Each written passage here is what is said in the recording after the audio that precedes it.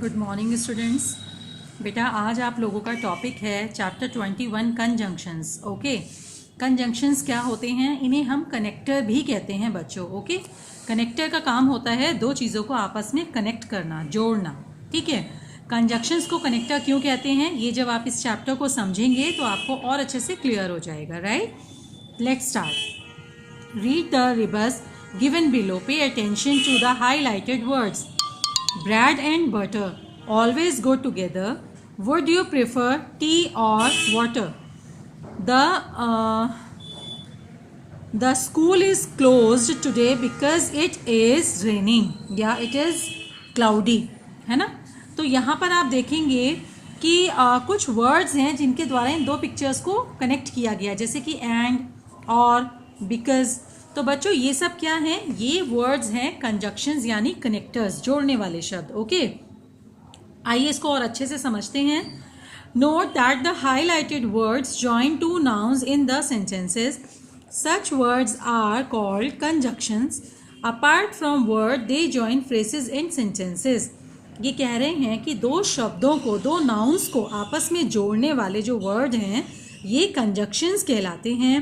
Conjunctions का काम न केवल दो शब्दों को बल्कि दो फ्रेसेस या दो क्लॉजेस को जोड़ना भी है। ओके, क्लॉजेस माने आप कह सकते हो पार्ट ऑफ सेंटेंसेस, छोटे छोटे सेंटेंसेस। ओके, फॉर एग्जाम्पल जैसे कि वर्ड्स को कैसे जोड़ना है, डॉग्स एंड कैट्स। तो यहाँ पे क्या है, दो नाउन्स को कनेक्ट किया है एंड लगाकर। राइट, ऐसे ही फ्रेजेस क्या होते हैं, some multigrain flour and dry fruits. तो यहाँ पर क्या है, जब दो तीन वर्ड्स को जोड़कर कोई एक मीनिंगफुल सेंसिबल फ्रेज बनाया जाता है ना, तो वहाँ पर उन्हें फ्रेजेस का नाम दिया जाता है। जैसे सम मल्टीग्रेन फ्लावर, तो यहाँ पे क्या है, तीन वर्ड्स की हेल्प लेके एक चीज़ हमें बताई जा रही है।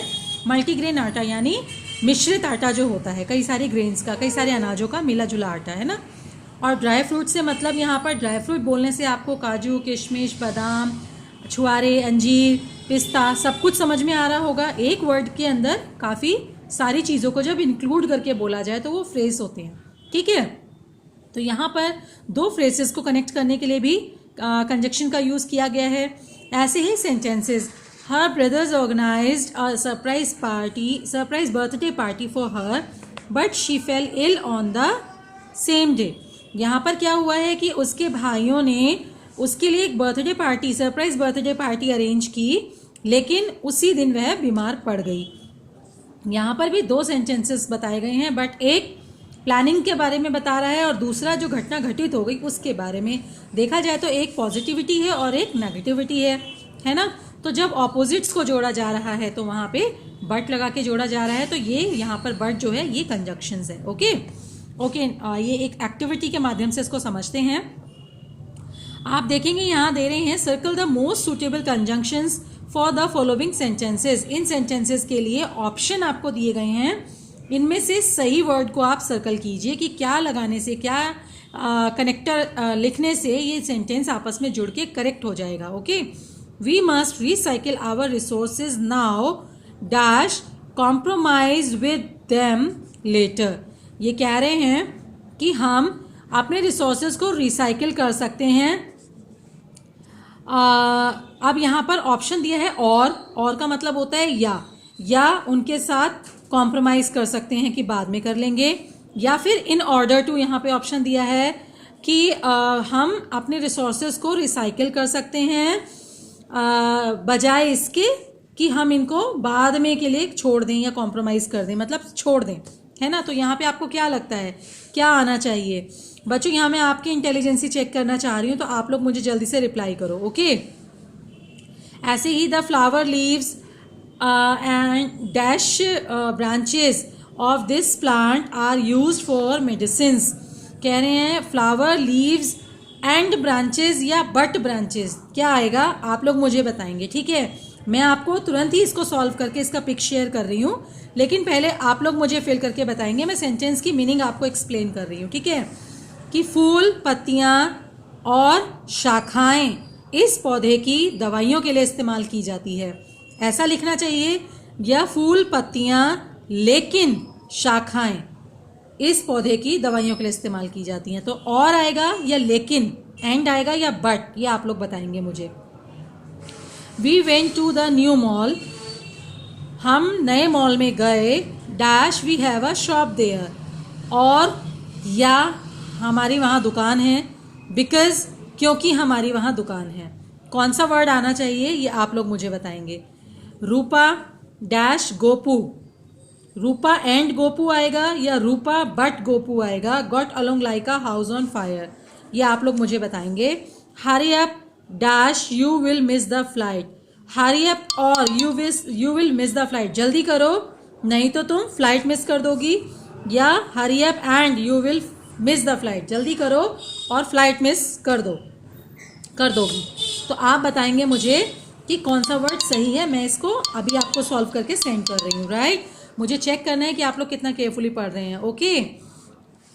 ओके, नेक्स्ट यहाँ पर दिया है यूजिंग कंजक्शंस। अब यूजिंग कंजक्शंस मतलब कंजक्शंस का इस्तेमाल हम कहाँ कहाँ करते हैं, कैसे करते हैं, इसके बारे में आपको बहुत ही शॉर्टली एक्सप्लेन किया गया है। आइए मैं आपको समझा देती हूँ। Given below is a list of some commonly used conjunctions, let us understand how they are used. ये कह रहे हैं यहाँ पर आपको कुछ कॉमनली यूज होने वाले कंजक्शंस वर्ड दिए गए हैं। आइए इनको पढ़ते हैं कि कहाँ पर यूज होते हैं। फर्स्ट दिया है यहाँ पे एंड, जॉइंस टू वर्ड और part of sentences that are same और सिमिलर। एंड का इस्तेमाल हमेशा दो सेम पार्ट्स को जोड़ने के लिए किया जाता है, यानी दो सिमिलर नाउन्स को जोड़ने के लिए किया जाता है। जैसे कि children and pets are natural friends, बच्चे और जो पालतू जानवर होते हैं वो नेचुरल फ्रेंड मतलब प्राकृतिक तौर पर ही दोस्त होते हैं। तो यहाँ पर बच्चे और पालतू जानवर दोनों को कनेक्ट करने के लिए एंड का यूज़ किया गया है, क्योंकि देखेंगे आप तो दोनों के लिए सिमिलर बात कही जा रही है कि दोनों दोस्ताना व्यवहार वाले होते हैं, है ना, मित्रतापूर्ण होते हैं। और जॉइन टू वर्ड्स और part of sentences whenever there is a choice, और का प्रयोग हमेशा चॉइस के लिए किया जाता है, जब हमें दो में से किसी एक को चुनना होता है। For example, I can make a jam of strawberries और चेरीज, मैं स्ट्रॉबेरीज का या चेरीज का जैम बना सकती हूँ। बट जॉइन वर्ड्स और part of sentences that are contrasting in nature. For example, ये कह रहे हैं बट का प्रयोग वहाँ किया जाता है जहाँ पर जो दो वर्ड्स हैं या पार्ट ऑफ सेंटेंसेस हैं जो दो हमारे पास, उनमें अलग अलग प्रकृति के बारे में बताया गया हो। अलग अलग प्रकृति मतलब अलग अलग बिहेवियर या अलग अलग आदत, ऑपोजिट्स बताए गए हों, है ना।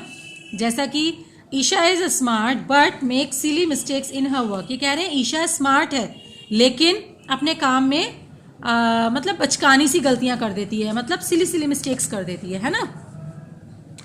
बिकॉज का इस्तेमाल कहाँ होता है, जॉइन टू वर्ड्स और part of sentences to show a reason. Because का इस्तेमाल होता है हमेशा सेंटेंस के उन दो पार्ट्स को कनेक्ट करने के लिए जहाँ पर पहले पार्ट में तो ये बताया जाता है कि ऐसा हो गया, लेकिन क्यों हुआ, कारण क्या था, रीजन बताने के लिए दूसरा पार्ट होता है। तो उन दोनों पार्ट्स को, जो घटना घटित हो गई वो और किस रीजन से हुई वो, उन दोनों को कनेक्ट करने के लिए बिकॉज का इस्तेमाल होता है, जहां पर हम रीजन बताते हैं, है ना।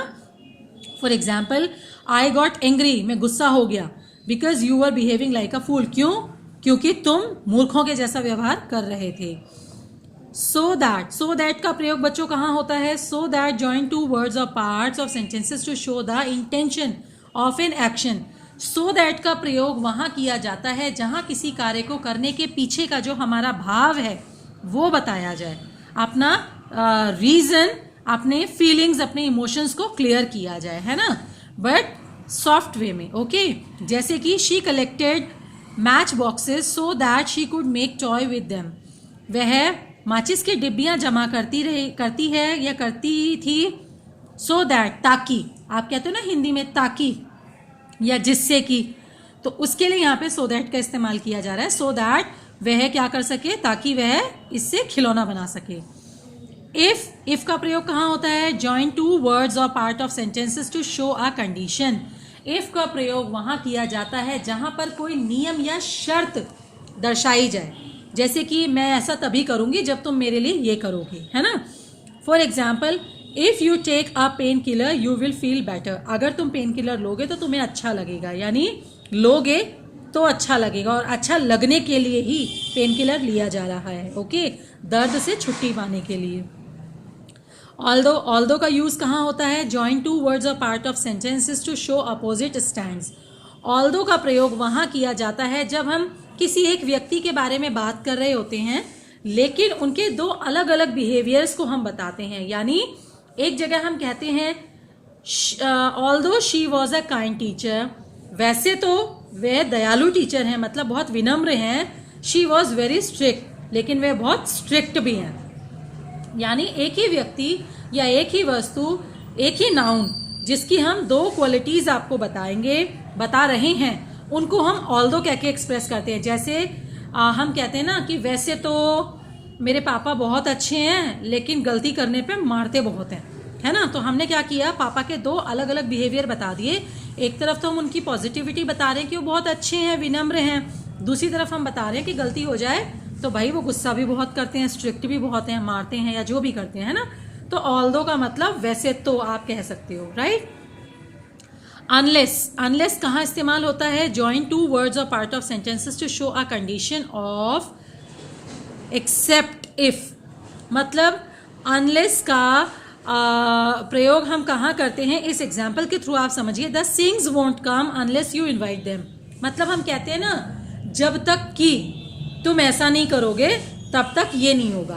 तो यहाँ पर क्या कह रहे हैं कि जो सिंग्स फैमिली है वो तब तक नहीं आएंगे जब तक कि तुम उन्हें निमंत्रित नहीं करोगे, आमंत्रित नहीं करोगे।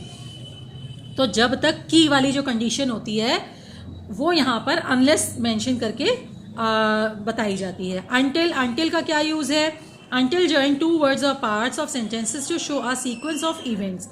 ये कह रहे हैं अंटिल का प्रयोग होता है सीक्वेंस ऑफ इवेंट्स, यानी एक के बाद एक जब कोई घटना घटित होती है उसके सीक्वेंस को कनेक्ट करने के लिए यहाँ अंटिल का यूज होता है। जैसे the actor rehearsed the scene until he memorized his lines. मतलब एक एक्टर के लिए कहा जा रहा है कि इस कलाकार ने तब तक इस सीन का रिहर्सल किया जब तक उसे सारी लाइंस याद नहीं हो गई। तो तब तक कहने के लिए हम अंटिल का यूज करते हैं। ओके, आप ऐसा समझ सकते हो बच्चों। मैं आपको ना बहुत इजी लैंग्वेज में बता रही हूँ, आमतौर पे जो आप यूज करते हो, है ना। अदरवाइज इसका डिस्क्रिप्शन तो बहुत सारे एग्जाम्पल्स के थ्रू बहुत लेंदी भी हो सकता है, ठीक है ना। फिर भी मैं कोशिश करूंगी कोई एक वीडियो यूट्यूब से निकालूंगी जिसमें बहुत डिटेलिंग के साथ दिया हो। अगर आपको मेरी वीडियो से समझ में आ जाए तो बहुत अच्छी बात है। अगर आपको लगे कि नहीं और ज़्यादा डिटेलिंग में जाना है तो मैं आपको वीडियो जो शेयर करूंगी उसको रिलैक्स होके आप लोग देखना, समझना। कोई चीज़ ना समझ आए उसको रिपीट कर करके देखना, पक्का समझ में आ जाएंगी। ओके, फिर भी कोई दिक्कत हो तो मुझसे बात कर लेना, ठीक है। ओके, लास्ट यहाँ पे दिया है वेन का यूज़ हम कब करते हैं? वेन जॉइंस टू वर्ड्स और part of sentences to show a relation between events.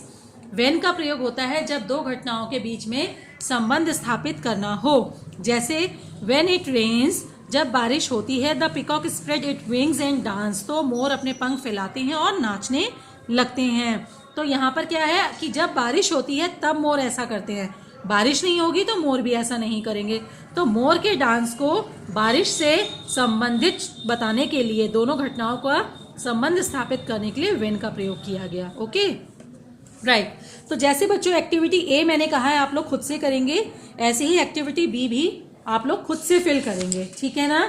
इसके बाद जो भी बुकवर्क है ए और बी तो मैं दूंगी ही आपको, पिक सेंड करूंगी, लेकिन इसके अलावा भी जो बुकवर्क है मैं वो भी फिल करके आपको पिक शेयर कर दूंगी। फिर आप लोग क्या करेंगे, अपने किए हुए काम को मेरे भेजे हुए काम से मैच करेंगे और अपनी गलतियां देखेंगे और उनको सुधारेंगे, ठीक है बच्चों। Okay, thank you.